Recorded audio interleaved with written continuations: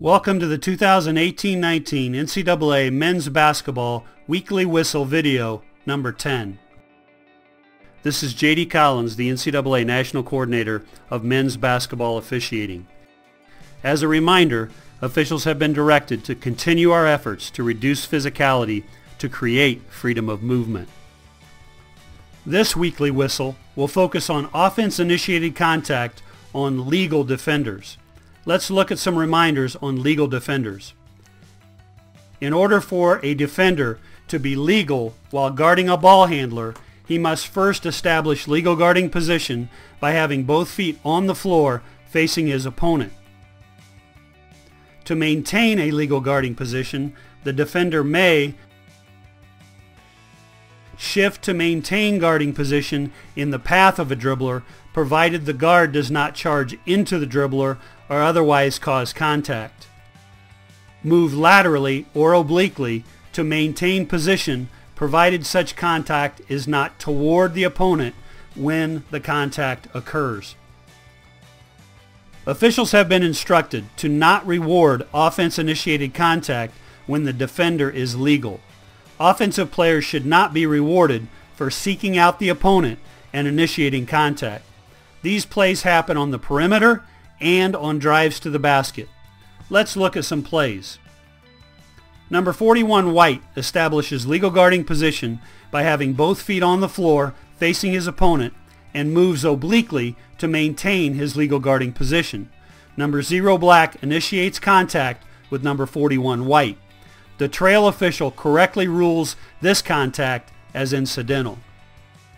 Conversely, on this play, we penalize number 15 White as he establishes legal guarding position by having both feet on the floor facing his opponent and moves obliquely to maintain his legal guarding position. Number 1 Red initiates contact with number 15 White. The trail official incorrectly rules this a defensive foul. Number 4 Black drives toward the basket, resets, and then drives toward the basket a second time. Number 11 White establishes legal guarding position by having both feet on the floor facing his opponent. Number 11 White moves laterally, then obliquely, and stands his ground.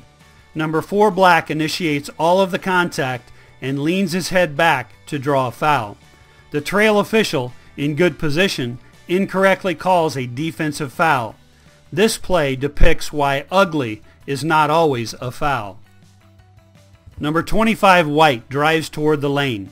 Number 4 Black establishes legal guarding position by having 2 feet on the floor facing his opponent. Number 4 Black then moves laterally to maintain his legal guarding position. Number 25 White initiates contact and the trail official correctly calls an offensive foul. Offense-initiated contact also happens on drives to the basket. Number 15 Gray drives in transition to the basket. Number 0 Gold establishes legal guarding position by having 2 feet on the floor facing his opponent and then retreats to the basket. Number 15 Gray initiates all of the contact on this play. The officiating crew correctly rules this play to be incidental contact. Number 5 Gray drives to the basket and initiates contact with a secondary defender, number 2 White. Number 2 White establishes legal guarding position by having 2 feet on the floor facing his opponent, jumping vertically and legally walls up to defend the play. The officials correctly no-call this play.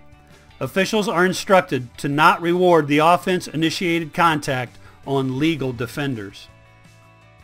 The last play on this weekly whistle video is another type of offense-initiated contact. Number 20 Blue establishes legal guarding position by having both feet on the floor facing his opponent.